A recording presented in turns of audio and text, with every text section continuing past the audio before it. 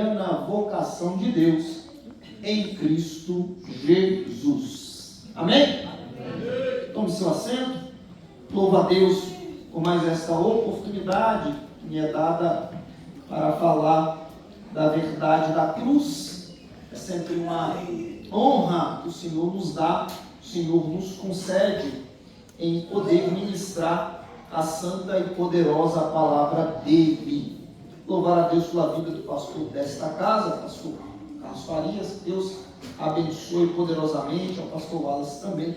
O Senhor os recompense. Temos muitos amigos aqui e que o Senhor tenha abençoado e prosperado de maneira rica e poderosa. Louvar a Deus pela vida do diácono Caio. O Senhor abençoe por me fazer esse convite para estar aqui esta noite. Vamos direto ao texto. Eu gostaria que, se possível, o texto ficasse ali na tela para você ir acompanhando comigo de maneira cadenciada o que nós vamos falar. Versículo 12 ali. Deixa eu falar uma parte introdutória desta carta.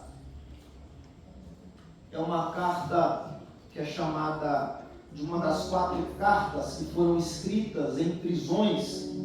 Paulo escreve esta carta juntamente com Colossenses, Efésios e Filemon. Todas essas 4 cartas foram escritas ainda quando ele estava na prisão de Roma. E isso diz muito. Isso diz muito, inclusive, ao longo do texto de Filipenses, que é um texto pequeno, uma carta que tem apenas 104 versículos. É uma carta que você lê ela tão rápida, mais rápida do que o maior salmo que nós temos na Bíblia, o salmo de número 119, que tem 176 versos. Essa carta é mais rápida de você lê-la. E quando eu digo ler rapidamente, não quer dizer que você não tenha que meditar. Você precisa ler e meditar. Mas se você for ler a carta, você vai ler ela uns 12 minutos ali, é o que você deve levar para fazer a leitura inteira desse texto. Agora, meditar é outra coisa. E o texto bíblico fala que a gente tem que, bem-aventurado é o que medita. Nós temos que meditar. Na verdade, se a gente for um pouco ali em Apocalipse, capítulo de número 1, versículo de número 3, ele vai dizer que bem-aventurado o que lê, o que ouve e o que guarda. Eu tenho que ler, eu tenho que ouvir e eu tenho que guardar a palavra. Tiago vai dizer que se eu ouço uma palavra e não pratico, é como se eu olhasse no espelho e depois virando, esquecesse o rosto que eu acabei de ver, o meu próprio rosto. Então eu preciso ler, preciso guardar, preciso praticar o texto bíblico. É isso que nós precisamos. Mas a carta é pequena. Apesar da carta ser pequena, a mensagem é grande para nós. Aqui nós temos uma riqueza de conteúdo espiritual dentro desses 4 capítulos que são, eu diria, incalculáveis a riqueza que nós temos dentro desse texto. Paulo vai escrever essa carta aos Filipenses, e aqui só a título de historicidade, a cidade de Filipos tem esse nome por causa de Filipe, pai de Alexandre o Grande, que tinha esse nome. Então é uma homenagem ao pai de Alexandre o Grande, o nome da cidade, não o nome da igreja, o nome da cidade. A igreja tem o nome da cidade, a igreja que estava em Filipos, por isso que a gente chama de Filipenses. Mas qual é o propósito dessa carta? Paulo ele escreve essa carta aos Filipenses com o objetivo de agradecer-lhes por ser uma igreja tão bondosa, por ser uma igreja tão, usando o termo que a gente utiliza hoje, se a gente fosse traduzir para hoje, Paulo está agradecendo que essa igreja era uma igreja mão aberta, era uma igreja que gostava de contribuir, era uma igreja que gostava de contribuir com o ministério de Paulo, era uma igreja que gostava de missões, porque quando se contribuía com o ministério de Paulo, se contribuía com missões, com a propagação do evangelho. Então essa igreja, Paulo, ele vai agradecer de uma forma tão profunda a dedicação desses em cuidar dele, em ajudá-lo nas necessidades mais profundas que ele tinha e nas necessidades mais básicas. Só que olha só, apesar de Paulo fortalecer tanto a esses crentes, a esses irmãos.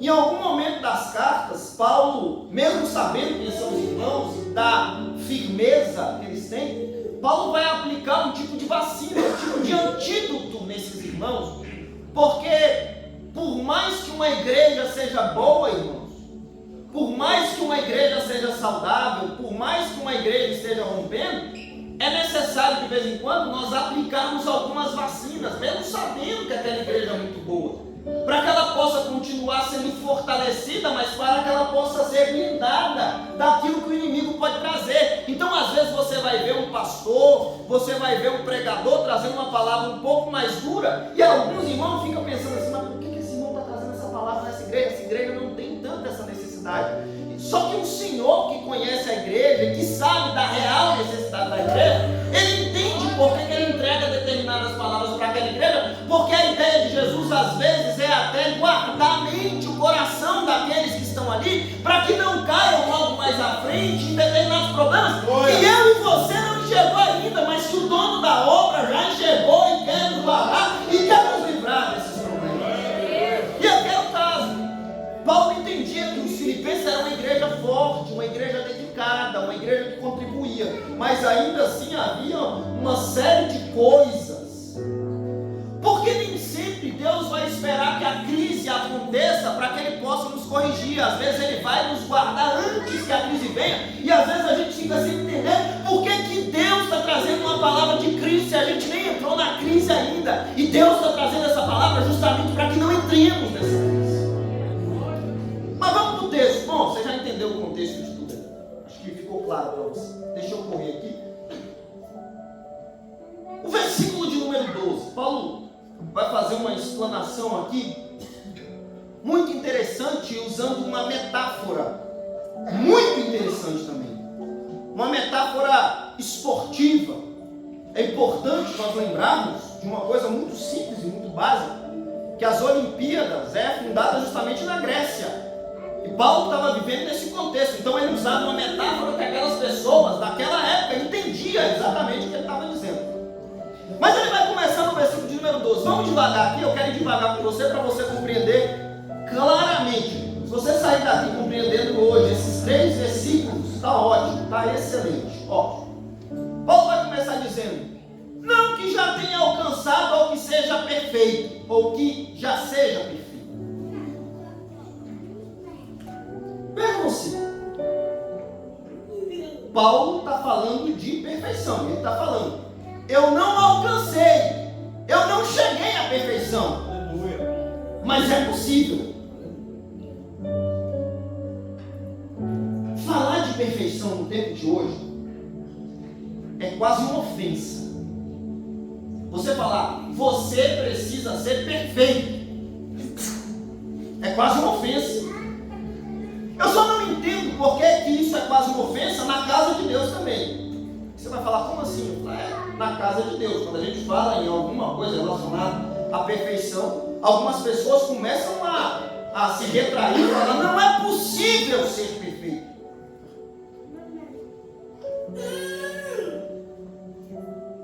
Mateus, capítulo de número 5, versículo de número 48.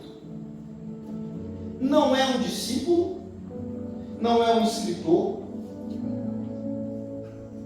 é o próprio Cristo, é o próprio Jesus falando, é o Senhor desta igreja, é o Senhor da minha e da sua vida, é o Salvador da humanidade. Olha o que ele diz, ele vai dizer assim: sede vós, pois, perfeitos. Só que ele não vai dizer, não seja perfeito de qualquer jeito, não. Ele vai dar um padrão, ele vai dar uma régua, ele vai estabelecer qual é a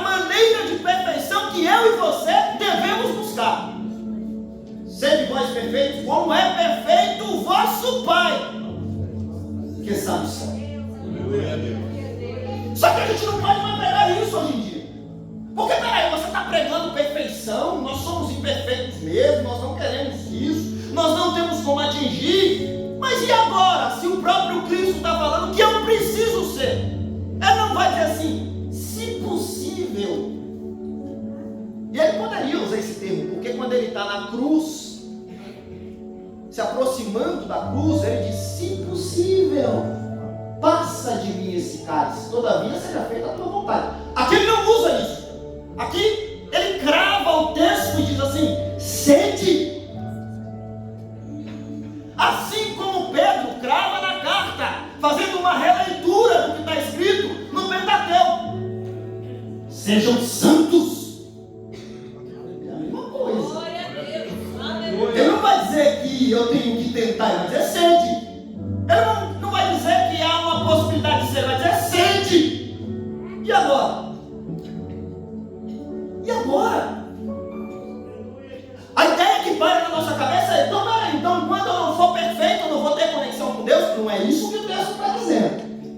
Não é isso. Não é isso que Cristo requer de nós.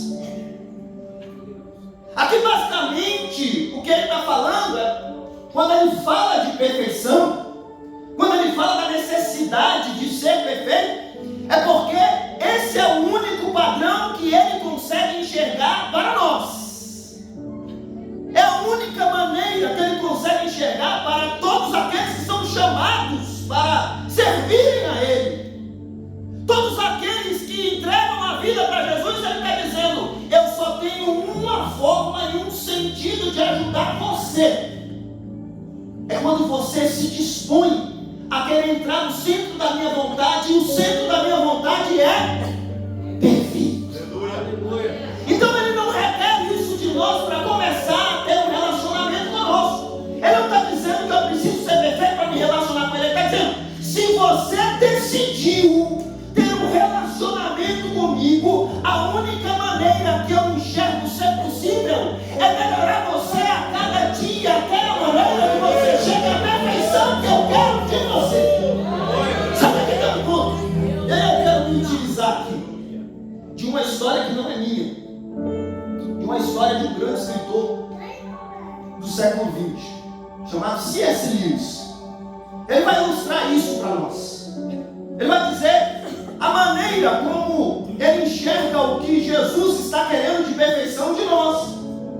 Lewis dizia que quando ele era pequeno, ele tinha muitas dificuldades com dores de dente. Muitas dificuldades. E ele sabia que se ele chegasse na mãe dele e pedisse um remédio, a mãe dele lhe daria um remédio para curar a dor. Imediatamente iria estancar. Mas ele disse que não chegava a mãe dele. Ele só chegava à mãe dele quando ele não estava aguentando mais de dor. E por que ele não chegava à mãe dele? Porque ele dizia que duas coisas iriam acontecer. A primeira é que a mãe dele lhe daria o remédio para que a dor estancasse imediatamente. Mas a segunda é que no dia seguinte ele teria de ir ao dentista para que pudesse mexer em todos os dentes, não só apenas naquele que estava doendo. O que isso tem a ver com esse texto? Você deve estar pensando. É muito simples. Muitas vezes nós não queremos nos entregar ao Senhor para que Ele nos transforme em perfeitos, porque Ele vai mexer em muitas coisas na vida da gente. Tem muita coisa que vai ter que mudar na nossa vida para a gente chegar ao padrão que Deus quer, ao padrão que o Senhor requer de nós. E aí a gente fica resistente de ir até Ele e nos entregar completamente, porque vai mudar tudo, irmão. Quando o Senhor entra na vida de alguém, não é para mudar uma parte, não é para mudar determinado momento, não é para resolver um problema, não é para mudar uma parte na casa, não é para mudar uma parte na igreja. Não, quando o Senhor entra, Ele entra para nos tornar perfeitos, porque essa é a única maneira que Ele consegue trabalhar na nossa vida. Só que isso muda tudo. Eu não posso mais fazer do jeito que eu quero, eu não posso mais fazer do jeito que eu penso, eu não posso mais estabelecer os limites, porque os limites agora são todos dele. E aí Ele vai dizer: é perfeito, é perfeito, é perfeito e é perfeito. Volta no texto lá para mim.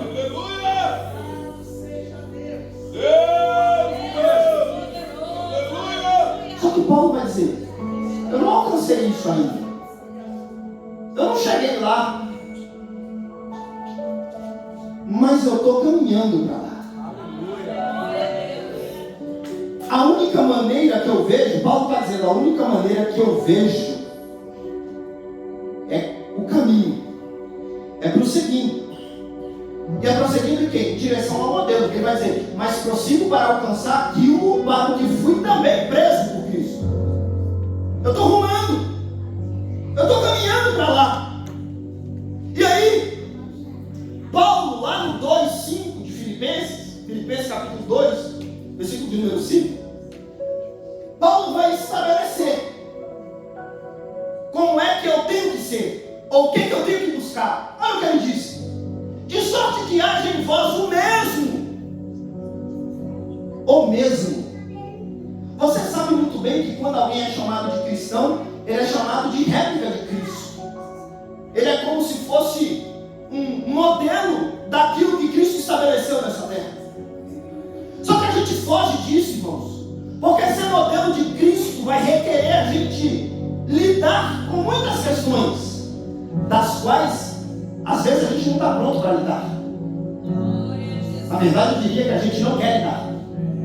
Eu diria que a gente quer fugir do modelo de Cristo.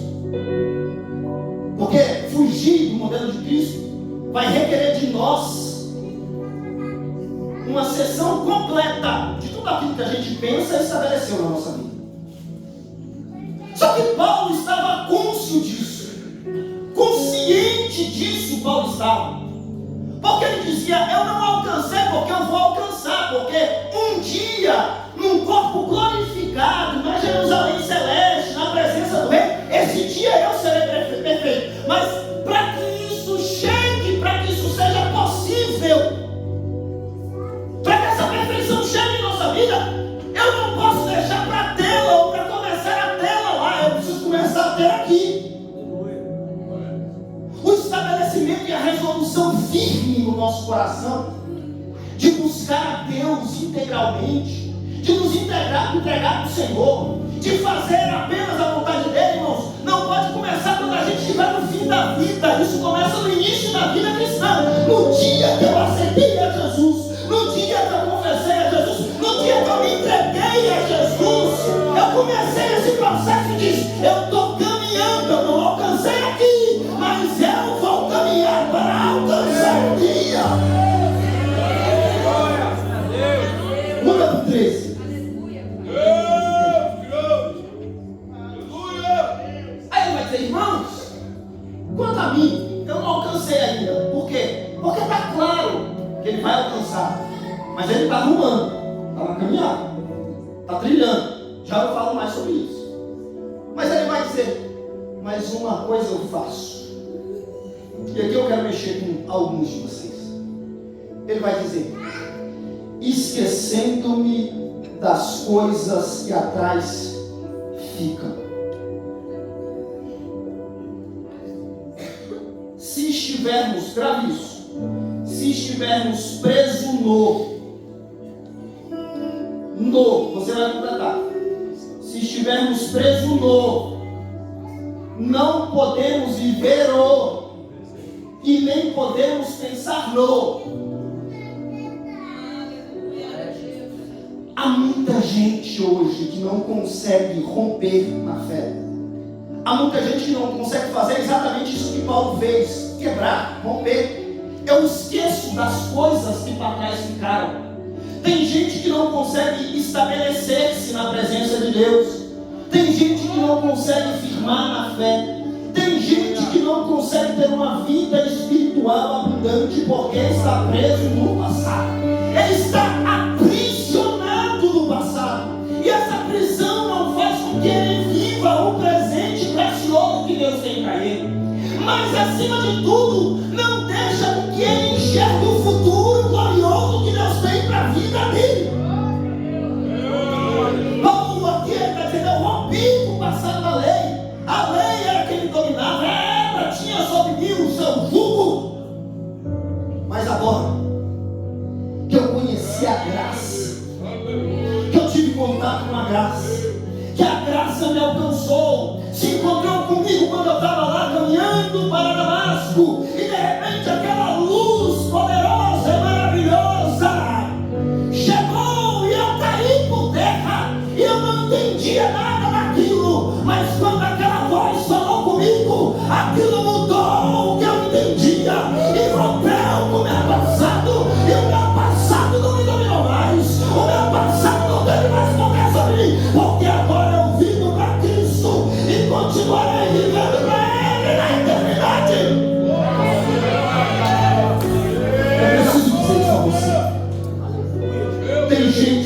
consegue viver o melhor de Deus aqui e agora, porque está preso no passado. Só sabe falar do passado, só sabe falar do que aconteceu. Na verdade, ele não consegue ter uma conversa com uma pessoa, qualquer que seja essa pessoa, sem citar fatos do passado. Mas era assim, funcionava assim. Ah, era tão difícil lá. Você já viu gente assim? Que ela não consegue conversar com você sem falar do passado. Ela não consegue relatar um fato do presente dela. Ela não consegue dizer algo que Deus esteja fazendo na vida dela. Ela não consegue detalhar algo que o Senhor poderoso está operando na casa dela agora. Ela só consegue lembrar do passado. E normalmente esse passado não é um passado bom. Não é um passado que ele se orgulhe. Ele só sabe falar das mágoas, das dores, das tristezas. Deixa eu dizer a você, querido, você não vai conseguir viver o melhor de Deus e nem vai conseguir aguardar o melhor de Deus para a sua vida enquanto você viver no passado. Mas pastor, foi uma história. Exatamente foi. Mas pastor, é porque isso não deixa eu avançar. Eu sei, eu estou aqui para dizer a você que o Senhor é poderoso para nessa noite romper com isso, quebrar essas grades, libertar você desse passado maldoso, desse passado que traz tristeza, que traz dor, que traz dano, e dizer a você que você pode viver hoje o melhor na presença de Deus. Eu estou aqui para dizer isso a você,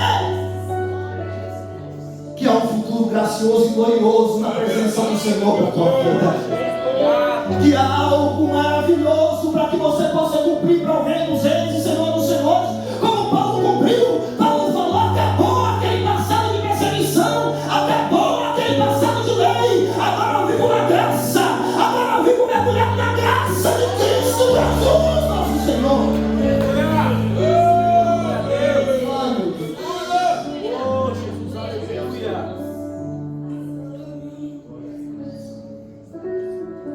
Você precisa entender duas coisas aqui. Primeira, maior do que o seu passado de derrota é o seu presente de vitória. Eu vou dizer de novo: maior do que o seu passado de derrota é o seu presente de vitória. Mas pastor, as vitórias não estão acontecendo não porque você está preso no passado. Mas pastor, as coisas não rompem porque você está preso no lugar que o Senhor já te arrancou, já te tirou. E aquele lugar não é mais dele, mas esse lugar que você está é dele. Mas pastor, por que você não sabe da minha história? E o que adianta eu saber do que aconteceu lá? O que vai mudar? Eu gostaria que você refletisse por um segundo. O que vai mudar o seu passado hoje você continuar remoendo coisas que aconteceram? O que muda? O que muda? Nada. Agora, se você começar a viver o presente na presença de Deus, se você começar a construir sua história hoje, lá no seu futuro você vai ter um passado de vitórias para falar. Lá no seu futuro você vai chegar lá e vai falar: quando eu decidi, quando eu resolvi, quando eu decidi firmemente no meu coração, assim como Daniel, que decidiu firmemente não se contaminar, decida-se hoje firmemente não tocar mais no seu passado. Seu passado de dor. Segunda coisa, quando nós entendemos que maior do que a vergonha do passado é o futuro de glória nas mansões celestiais, tudo muda. Aleluia. Tem gente que não consegue nem pensar mais no céu, porque está tão preso no passado, que ele não tem como pensar no céu. Como pensar? Eu nem estou indo para lá, eu envergonhei tanto a minha família, eu sou uma vergonha. Só que deixa eu dizer uma coisa a você. Quando você confessou Jesus, todas essas grades, todas essas vergonhas, todas essas traças, essas tralhas do passado caíram por terra. O rompimento de Jesus na sua vida no passado não foi parcial, foi total. A graça não é uma graça que abraça parte, é uma graça que abraça tudo. Deixa eu caminhar que eu preciso terminar. Meu tempo já acabou. Está com 14, meu filho, para mim. Olha o que Paulo diz. Eu prossigo para o alvo, pelo prêmio da soberana vocação de Deus em Cristo Jesus. Paulo vai usar uma linguagem aqui atlética. Ele vai usar uma linguagem do atletismo aqui, da corrida. Deixa eu te perguntar uma coisa. Você já viu algum corredor profissional, algum corredor de alto desempenho correr olhando para trás? Você já viu um maratonista que corre 42 quilômetros correr e ficar olhando para trás? Você já viu um corredor de 100 metros correr, dar um tiro de 100 metros rápido e ficar olhando para trás? Você já viu um corredor de obstáculos? Já viu aquelas corridas de obstáculos? E ele está correndo, saltando os obstáculos e olhando para trás cada vez que ele salta um obstáculo? Você já viu? Sabe por que você nunca viu e nem nunca vai ver um corredor profissional fazer isso? Porque não interessa a milha que passou. Não interessa para ele os 100 metros que ficaram para trás, 1 quilômetro que ficou para trás. Não interessa mais para ele. Ele já avançou. Ele já passou por aquilo. O que interessa a ele agora é a linha de chegada. O que interessa para ele é chegar no final e cruzar o final.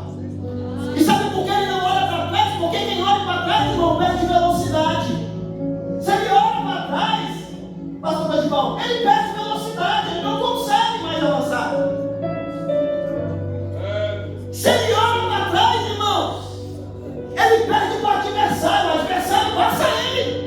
Porque está olhando para trás, ele está se perdendo com os gols que se passaram. Se ele olha para trás e ele está numa corrida de obstáculos, ele corre o risco de cair. Porque quem olha muito para trás cai na fé. Quem olha muito para trás, preso no passado, não consegue ver o futuro glorioso da linha de chegada do céu. Ele não consegue, porque está olhando para trás. Aí ele fica caído, desanimado. Mas essa noite eu vim aqui dizer a você, essa noite eu vim aqui dizer a você. Essa noite eu vim dizer a você que como esse corredor profissional, você como filho de Deus, precisa ser um corredor profissional na fé. Você não olha para trás, porque quem olha para trás perde impulso. Quem olha para trás,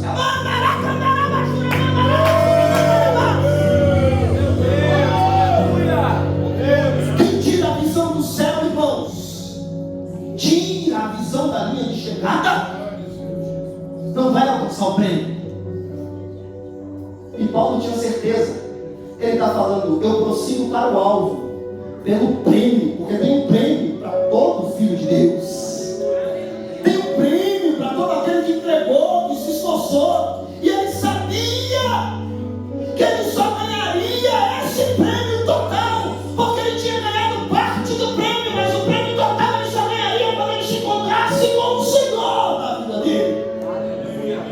Mas para que ele pudesse se encontrar, ele não poderia perder os olhos, ele não poderia deixar de olhar para o alvo. Ele vem em nome de Jesus.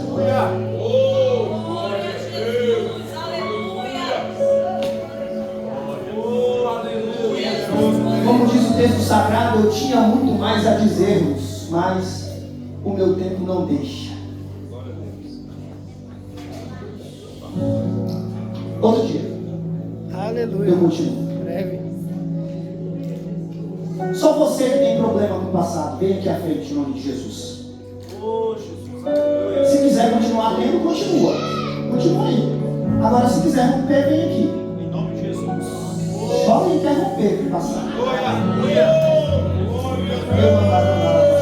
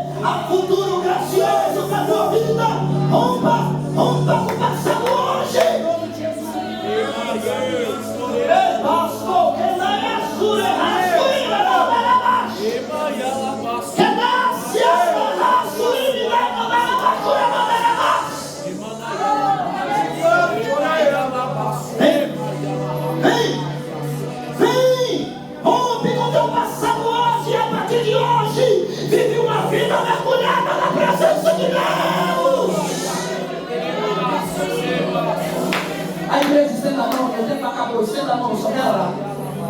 Eterno, que esta palavra fique cravada no coração dos teus filhos. Mas acima de tudo hoje, nós como igreja fazemos uma oração por cada um deles. Eu não sei o passado,